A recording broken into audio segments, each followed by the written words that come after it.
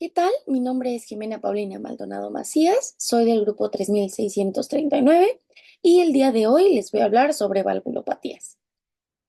Abordaremos los temas de valvulopatía reumática, la degeneración valvular calcificada y la endocarditis infecciosa.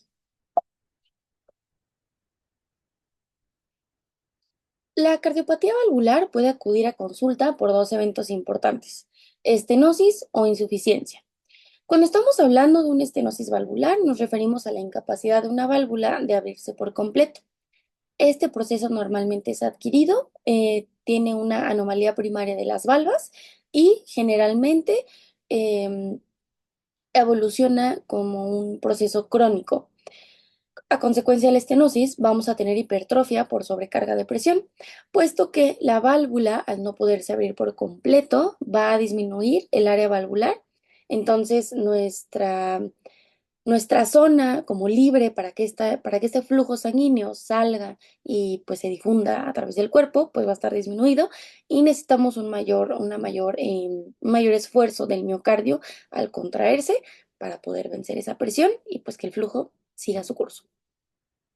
Si hablamos de una insuficiencia, es porque una válvula va a ser incapaz de cerrarse totalmente, permitiendo regurgitación de la sangre.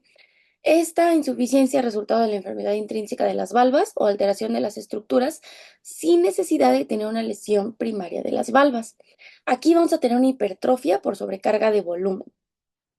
La estenosis y la insuficiencia lo que nos van a dar como consecuencia es un flujo anómalo sanguíneo que nosotros en alguna manifestación clínica que podemos apreciar es como un soplo que se puede graduar en una escala de grado 1 a grado 6, grado 1 como audible solamente ante un experto y grado 6 cuando ni siquiera es necesario que la campana del estetoscopio esté tocando el tórax del paciente, sino que ya es audible a distancia y aparte presenta frémito. Este flujo anómalo también se puede presentar como con una alta velocidad de flujo que va a dañar al endotelio. Si la estenosis o la insuficiencia no tienen un abordaje oportuno, inevitablemente, pues el paciente va a caer en insuficiencia cardíaca, que va a ser la incapacidad del corazón o la contracción tan insuficiente que pues vamos a tener flujo remanente, la sangre no va a llegar a los tejidos que tiene que, y pues esta es una como patología más avanzada y pues un poquillo más grave. Igual crónica. En esta imagen podemos observar a las cuatro válvulas del corazón como con tres valvas, que son como estas orejuelas que tiene cada una. Con tres valvas son la tricúspide, la aórtica y la pulmonar.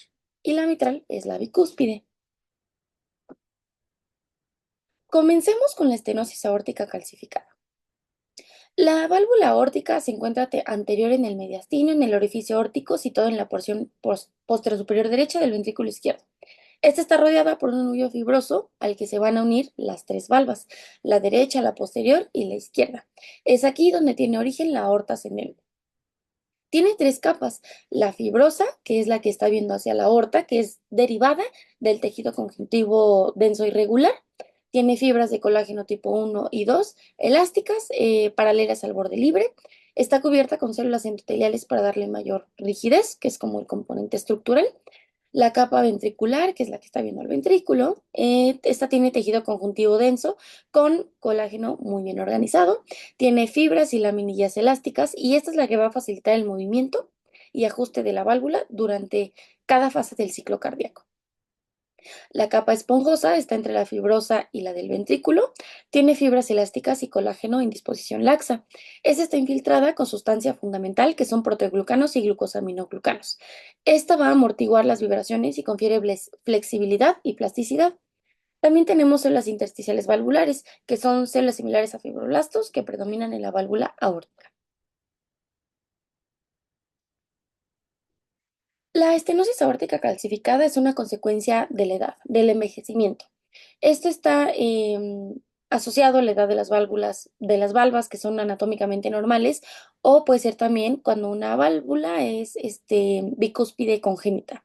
Tiene una prevalencia del 2% y pues un paciente va a acudir entre los 70 a los 90 años de edad si estamos hablando de una estenosis aórtica calcificada cuando es una válvula tricúspide, bueno, de tres valvas. Y si estamos hablando de una válvula aórtica que tiene solamente dos valvas, que es la bicúspide, que es la congénita, va a llegar a consulta entre los 50 y 60 años de edad. El pronóstico que va a tener esta patología va a depender del abordaje que se da, o sea, en qué momento. Si el paciente ya presenta angina de pecho y no tiene tratamiento, va a fallecer 5 años después. Si ya tuvo un evento de síncope, 3 años después. Y si ya tiene insuficiencia cardíaca crónica, 2 años después. Esta lesión progresiva crónica lleva a la degeneración valvular y provoca el depósito de hidroxiapatita, sí, la misma sal de calcio que tenemos en los huesos. Las válvulas anómalas tienen las células parecidas a los osteoblastos que van a sintetizar las proteínas de matriz ósea y van a promover todo este depósito de las sales de calcio en las valvas. La estenosis aórtica por calcificación es común en países de altos ingresos, está asociada al envejecimiento y a la aterosclerosis. Los factores de riesgo son hipertensión, tabaquismo, diabetes y dislipidemias. El proceso patológico consta de dos fases. La fase de iniciación, que es cuando vamos a tener un daño endotelial e infiltración lipídica, y este proceso inflamatorio crónico. Si estamos hablando de la fase de propagación, es porque las células valvulares ya se transformaron y adoptaron el fenotipo osteoblástico. Y es aquí donde vamos a tener un ciclo autoperpetuante de calcificación. Se considera que el evento precursor es una lesión al endotelio vascular ocasionado por estrés mecánico o distintos factores de riesgo, como los que ya les mencioné, mismo que permite y favorece la infiltración y retención de lipoproteínas y el reclutamiento de células proinflamatorias. Aquí como que el agente especial o el personaje principal es la lipoproteína de baja densidad, que específicamente es la lipoproteína LPA. Esta LPA va a promover que las células se diferencien a un perfil osteogénico. Y pues durante esta fase de propagación que va a presentarse esta diferenciación osteogénica de las válvulas intersticiales, va a ser provocado por un aumento de la fosforilación de varias quinasas, como la proteína quinasa activada por mitógeno P38 y la glucógeno-sintasa quinasa 3 beta, promoviendo así un estado de inflamación crónica que va mm, a mantener procesos de fibrosis y calcificación en la valva. Aquí podemos ver una válvula aórtica. Esta es la tricúspide y macroscópicamente vamos a ver masas calcificadas y amontonadas en las superficies expuestas al flujo de las cúspides que van a impedir su apertura. La capa fibrosa valvular, que es la que está expuesta al flujo, va a inflamarse y esta inflamación es variable y en esta se puede observar hueso metaplásico. El área valvular normal de la válvula aórtica es de 4 centímetros, pero después de este proceso patológico va a disminuir hasta 0,5 a 1 centímetro. Las presiones del ventrículo izquierdo van a aumentar. Si normalmente las manejamos entre 100 y 140 milímetros de mercurio, van a llegar hasta 200. Y vamos a tener una hipertrofia concéntrica del ventrículo izquierdo, consecuencia, claro, del trabajo extra que está haciendo nuestro corazón para poder sacar este flujo sanguíneo en un orificio pues tan pequeño, ¿no? Porque el área valvular normalmente es de 4 y pues que llega a 0,5 pues es una disminución grande. Este miocardio hipertrofiado normalmente es isquémico y a causa de esta isquemia el paciente va a presentar angina de pecho y vamos a tener alteración en la función sistólica y en la función diastólica. Ahora platiquemos sobre la calcificación del anillo mitral. Este, a diferencia de la estenosis aórtica calcificada, va a presentarse en el anillo fibroso. La apariencia de esta patología es macroscópica también y vamos a tener estos nódulos irregulares, pétreos ulcerados con un espesor de entre 2 a 5 milímetros. Vamos a tener efectos funcionales, insuficiencia porque va a interferir con la contracción del anillo valvular o estenosis porque la apertura de las valvas va a verse afectada. Si nos estamos metiendo ya con el sistema de conducción del corazón, porque ya estos nódulos se infiltraron tanto que están a un nivel profundo que van a afectar a la conducción del nódulo, bueno, del nodo auriculoventricular, podemos tener arritmias o muerte súbita.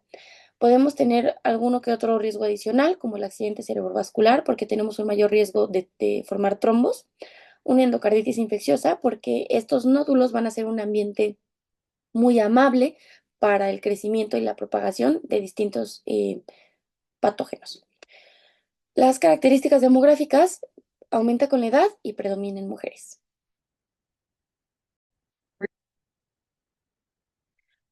Ahora conversemos acerca de la fiebre reumática. La fiebre reumática es casi la única causa de estenosis mitral.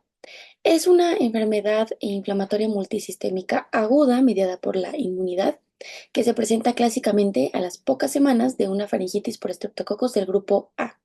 Normalmente tarda entre 3 a 5 semanas en que ya tengamos esta manifestación cardiovascular. Es provocada por una reacción cruzada porque pues recordemos un poco que Streptococcus pyogenes tiene una proteína que es la proteína M. Esa proteína M de la bacteria es similar a, a las que se encuentran en el corazón. Entonces, los anticuerpos que nosotros generamos como defensa por la infección, por su invasión, pues ahora nos van a atacar a nosotros. La unión de anticuerpos puede activar el complemento, así como reclutar a las células que contengan el receptor DFC, y así los linfocitos estimulados van a activar a los macrófagos y van a provocar como todo este daño, ¿no? Que pues somos un daño colateral. Em, la morfología de las lesiones en esta enfermedad sí es más microscópica. En la fiebre reumática aguda vamos a tener lesiones inflamatorias focales en distintos tejidos. Vamos a encontrar los cuerpos de Aschoff, que es un infiltrado de linfocitos T, células plasmáticas y macrófagos grandes. Estos macrófagos van a tener un citoplasma abundante, núcleos ovalados, creo que este es el que mejor se ve de este lado, y cromatina condensada en una banda central, que es lo que comúnmente van a llamar como células oruga. La inflamación difusa puede ser en cualquier capa del corazón, en el pericardio, en el miocardio o en el endocardio. Si afecta a todo, lo vamos a llamar como pancarditis. Vamos a tener aquí una necrosis fibrinoide en el endocardio y en las válvulas izquierdas. Y estas verrugas pequeñas que van a medir de entre 1 a 2 milímetros en las líneas de cierre. También, como podemos ver aquí, em, el- las bandas tendinosas van a estar fusionadas por este proceso inflamatorio. En la cardiopatía reumática crónica, en la carditis reumática, vamos a tener lesiones características, como les estaba platicando. Esta es una valva mitral. Su borde va a estar engrosado y se van a fusionar estas comisuras y las cuerdas tendinosas, que es en la imagen pasada. Normalmente está afectada la mitral en casi 2/3 de los casos, combinada con la aórtica con un 25%. La tricúspide y la pulmonar son muy pocos frecuentes. La estenosis mitral reumática, vamos a tener la calcificación y los puentes fibrosos van a crear esta estenosis en boca de pez, que es este signo característico. Las placas de McCallum son estos bordes engrosados en la aurícula izquierda y los cambios pulmonares y la hipertrofia del ventrículo derecho pueden ser comunes debido no al flujo turbulento, pero pues sí al trabajo extra que estamos pues invirtiendo eh, por esta, eh, por esta disminución del área valvular. Em, Macroscópicamente vamos a tener que, pues esta inflamación aguda también va a provocar una neovascularización postinflamatoria y fibrosis transmural, que son estas líneas de aquí. Esta es una neoformación. Y los cuerpos de Schaff son muy raros en la carditis reumática crónica. El cuadro clínico tenemos distintas escalas que nos ayudan a realizar un diagnóstico. Como criterios mayores vamos a tener a la poliartritis migratoria de grandes articulaciones, la pancarditis, los nódulos subcutáneos, el eritema marginado, que es un exantema cutáneo anular irregular, o la corea de Sydenham, que son los movimientos involuntarios oculares rápidos. En los criterios de Jones, que ya habíamos conocido en micro, pues debemos tener signos de infección por Streptococcus del grupo A, el exudado faríngeo, fiebre, artralgias y concentraciones séricas elevadas de reactantes de fase aguda. Esta enfermedad se va a mantener como con un ciclo de retroalimentación positiva porque este daño en las válvulas es acumulativo. Entonces, la turbulencia inducida por las deformidades, que es como de este flujo sanguíneo, va a provocar la fibrosis adicional. Podemos tener soplos, hipertrofia, insuficiencia cardíaca, fibrilación auricular o tromboembolia.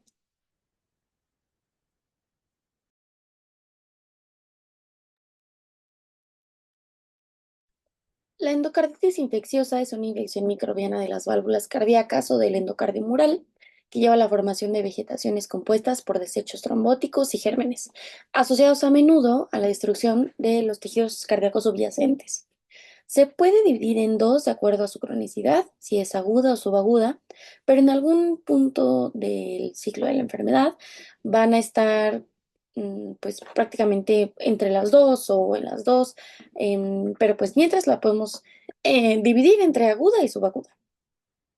Cuando estamos hablando de una endocarditis infecciosa aguda, estamos hablando de una infección de una válvula cardíaca por un germen muy virulento, como Staphylococcus aureus, que produce rápidamente lesiones destructivas.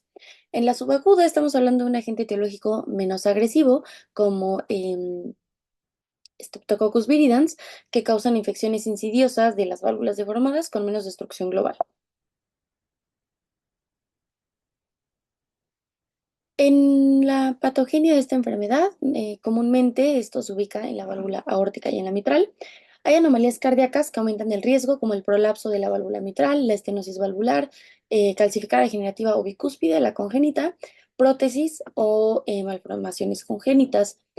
En la mayoría de los casos, entre un 50 y 60% está provocada por Streptococcus viridans, del 20 al 30 por Staphylococcus aureus, pero también existe este fenómeno que es el HACK por Haemophilus actinobacillus, Cardiobacterium e Ignella y Kingella.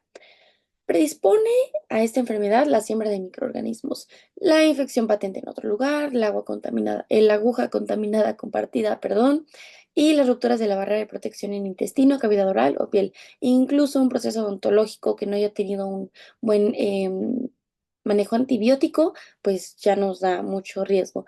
Y respecto a la aguja contaminada, es porque predominan pacientes que son adictos a drogas que se administran vía intravenosa.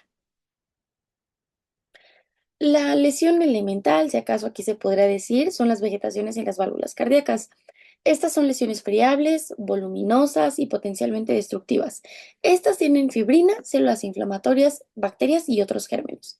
Son susceptibles a la embolización. Como los fragmentos embólicos suelen contener organismos virulentos, suelen formarse abscesos, y esto nos lleva a secuelas como infartos sépticos o aneurismas micóticos.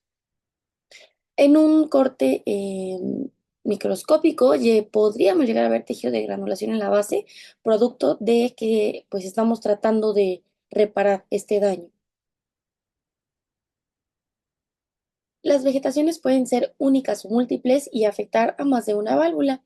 En ocasiones erosionan al miocardio y producen un absceso anular, que pues es el que está en este lado de la válvula, en este borde, que señala la flecha negra.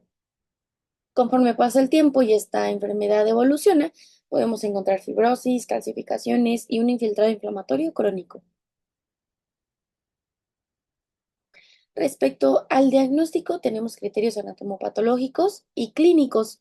En los anatomopatológicos debemos de tener microorganismos demostrados por cultivo o examen histológico en una vegetación, émbolo de una vegetación o un absceso intracardíaco. Y la confirmación histológica de endocarditis activa en una vegetación o absceso intracardíaco también. En los criterios clínicos tenemos mayores y menores. En los mayores están los hemocultivos positivos para un organismo característico o persistentemente positivos para un organismo inusual. La identificación ecocardiográfica de una masa oscilante relacionada con una válvula o algún implante, absceso o separación parcial de una válvula artificial. La insuficiencia valvular de nuevo origen también entra en estos criterios mayores. En los menores tenemos a la lesión cardíaca predisponente o consumo de drogas por vía intravenosa. Fiebre, lesiones vasculares como émbolos arteriales importantes, infartos pulmonares sépticos, un aneurisma micótico, hemorragia intracraneal, fenómenos inmunitarios como la glomerulonefritis, los nódulos de Osler, que son los nódulos subcutáneos dolorosos. Estos se desarrollan en el pulpejo de los dedos y en regiones adyacentes, que es la segunda imagen. También manchas de Roth, que son estas hemorragias retinianas ovales con centros pálidos. En los criterios menores también están las lesiones de Janeway, que son las lesiones eritematosas o hemorrágicas maculares e indoloras en palmas y plantas. Eso es consecuencia de émbolos sépticos y es la primera imagen. En los de Osler ya tenemos dolor y son nódulos subcutáneos. En las de Janeway son lesiones eritematosas o hemorrágicas. Y las manchas de Roth lo vamos a ver en un fondo de ojo como hemorragias retinianas ovales con centros pálidos. Aquí en la base podemos ver tres, de estos lados otras dos, y están señaladas con las flechitas blancas. Para un diagnóstico definitivo tenemos como tres formas de paquetes: dos criterios mayores, uno mayor más tres mayores o cinco menores. Cuando estamos hablando de un diagnóstico probable, va a ser uno mayor más uno menor o tres menores, como estos dos paquetes que sean de uno a tres, pero el mayor debe de estar para un diagnóstico probable o sospechoso. El inicio de esta enfermedad es rápido. Se presenta con fiebre, escalofríos, debilidad y cansancio, quizás un soplo por la disfunción de la válvula. Tenemos complicaciones tempranas como la glomerulonefritis, sepsis, arritmias y embolias sistémicas. El pronóstico sin tratamiento es mortal. Normalmente se sugiere un esquema antibiótico, además de un reemplazo valvular. La tasa de curación en infecciones por Streptococcus viridans es una tasa de curación del 95%. Si hablamos de enterococos o Staphylococcus aureus, ya baja un poquito de un 60 a un 90. Es muy poco probable que sea por bacilos gram negativos y por hongos, que tienen una alta mortalidad, casi pues la mitad, ¿no? El 50%. Y si es una endocarditis en válvulas protésicas, frecuentemente se requiere el reemplazo valvular para eliminar la infección. Esta imagen es solamente un ejemplo del proceso de implante valvular aórtico transcatéter, que este es el TAVI. Esta es una válvula Edwards, en este caso pues estamos en la válvula aórtica. Es solamente un ejemplo ilustrativo para pues representar una de las mejores estrategias terapéuticas actualmente, con una gran mejoría en la tasa de recuperación, además de pues complicaciones, y obviamente siempre existe la exposición a la infección, y en este caso pues estamos invadiendo la barrera, pues la piel, estamos expuestos a Staphylococcus aureus, pero pues es como de las mejores alternativas ahora. Y pues esto sería todo de mi parte. Les agradezco mucho su tiempo y atención.